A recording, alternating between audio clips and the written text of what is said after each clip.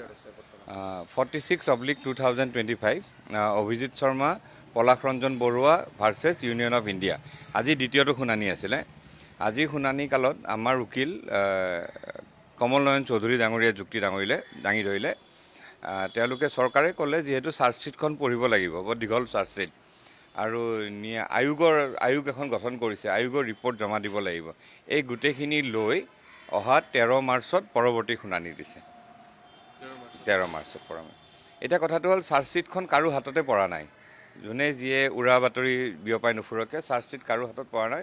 চাৰ্জশ্বিটখন পোৱাৰ পিছতহে আমি তাতে পঢ়ি অধ্যয়ন কৰি আমাৰ উকিলে কোৰ্টক জনাব, বা আমিও মনৰ কথাখিনি আমি ক'ব পাৰিম কি আছে কি নাই। এতিয়া কথাটো হ'ল ন' ওৱান কিল জেছিকা বুলি এটা আছেনে? চ' 30 বছৰ পিছত এনেকুৱা হ'ব নেকি যে ন' ওৱান কিল জুবিন গাৰ্গ? সেনেকুৱা যাতে নহয়, সেইটোৱে আমি মানে ভগৱানৰ ওচৰত প্ৰাৰ্থনা কৰিছোঁ, তেনেকুৱা যাতে একো নহয়। চাওক, চাৰ্জশ্বিটখন কোনেও পঢ়া নাই। আজি গৰিমা গাৰ্গ ডাঙৰীয়ানে কৈছে যে চাৰ্জশ্বিটক লৈ মই সন্তুষ্ট। তেখেতে কেনেকৈ ক'লে মই নাজানো, বা বেলেগ কোনোবা চিনেমা এক্টৰে বা হেৰিয়ে কৈ আছে আমি সন্তুষ্ট নহয়। তেওঁলোকে ক'ত পঢ়িলে গম নাপাওঁ। চাৰ্জশ্বিটখনৰ কথা একো নাজানো, কিন্তু কিছুমান কথা আমি গম পাইছোঁ বা আমাৰ সন্দেহ হৈছে। যেনেকৈ ইয়াতছত যিবিলাক প্ৰৱাসী অসমীয়া আছিল, তেওঁলোকক চবকে ৰেহাই দিয়া হৈছে। অকল 4জন অসমৰ পৰা যোৱা 4জনক এৰেষ্ট কৰিছে। এইটো এটা প্ৰশ্নবোধক চিন থাকি গ'ল। ইয়াছখন যোনে বুক কৰিছিলে, দুজন অৰ্গেনাইজাৰ, তেওঁক এৰেষ্ট কৰা নহ'ল, সেইটো এটা প্ৰশ্নবোধক চিন থাকি গ'ল। যেনেকৈ আপুনি চাওক, কলিকতা পুলিচে মেছিৰ প্ৰগ্ৰেমত যেতিয়া ষ্টেডিয়ামত গণ্ডগোল লাগিছিলে, অৰ্গেনাইজাৰক এৰেষ্ট কৰিছে, কিন্তু ইয়াছৰ অৰ্গেনাইজাৰক এৰেষ্ট নকৰিলে। প্ৰশ্নবোধক চিন থাকি গ'ল।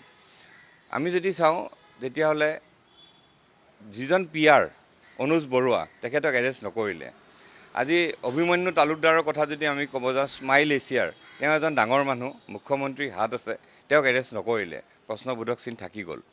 মুখ্যমন্ত্ৰী ডাঙৰীয়াই বাৰে বাৰে কৈছে যে ক'ভিডৰ আগৰ পৰাই জুবিনক হত্যাৰ ষড়যন্ত্ৰ কৰা হৈছিলে। 27 ডিচেম্বৰ 2021 জুবিন গাৰ্গ মিউজিক LLP এটা আৰম্ভ কৰিছিলে। টাৰ্চেন মিট্টাল, সিদ্ধাৰ্থ শৰ্মা, জুবিন গাৰ্গ। সিদ্ধাৰ্থ শৰ্মাক এৰেষ্ট কৰিলে, টাৰ্চেন মিট্টালক এৰেষ্ট নকৰিলে। প্ৰশ্নবোধক চিন থাকি গ'ল। সপোন LLP 27 ডিচেম্বৰ 2021 এইটো কিবা মটৰ পাৰ্টছৰ ৰিপেয়াৰিঙৰ এনেকুৱা ধৰণৰ। তাতে সিদ্ধাংকু অংকুৰ বৰুৱা বুলি এজন BJP ডাঙৰ নেতা আছে, তেওঁক এৰেষ্ট নকৰিলে, তেওঁক সোধপোছ নকৰিলে। প্ৰশ্নবোধক চিন থাকি গ'ল। চ' এনেকুৱা ধৰণৰ কথা যে বহুত সন্দেহ থাকি গ'ল আমাৰ। এতিয়া ধৰক ক্ৰিমিনেল ইনভেষ্টিগেশ্যনত আপোনাৰ ক্ৰাইম চিন ৰিক্ৰিয়েশ্যন মেপিং যিটো কয়, সেইটো অপৰাধীবিলাকক একুইজবিলাকক লৈ গৈ কৰিব লাগে। যিটো আমি সোণম ৰঘুবংশী যিটো মেঘালয়ৰ কেছ, তাৰে ক্ষেত্ৰত আমি গম পালোঁ যে চেৰাপুঞ্জীত মেঘালয় পুলিচে একুইজবিলাকক লৈ গৈ মেপিং কৰিছিলে। সেইটো SIT CID নকৰিলে। প্ৰশ্নবোধক চিন থাকি গ'ল। এইখিনি নকৰাৰ কাৰণে যদি ভাল উকিল লগাই শ্যামকানু মহন্ত, সিদ্ধাৰ্থহঁতে বেইল পাই যাব নেকি? আজি বেইলৰ কাৰণে তেওঁলোকে এপ্লাই কৰা নাই। কিয় এপ্লাই কৰা নাই সেইটো সকলোৱে জানে, কিয় এপ্লাই কৰা নাই। কিন্তু বেইল এপ্লাই কৰাৰ লগে লগে ভাল যদি সুপ্ৰিম কোৰ্টৰ উকিল যদি লৈ আহে, তেতিয়াহ'লে তেওঁলোকে বেইল পাই যাব নেকি? এনেকুৱা ধৰণৰ প্ৰশ্ন বহুত থাকি গ'ল।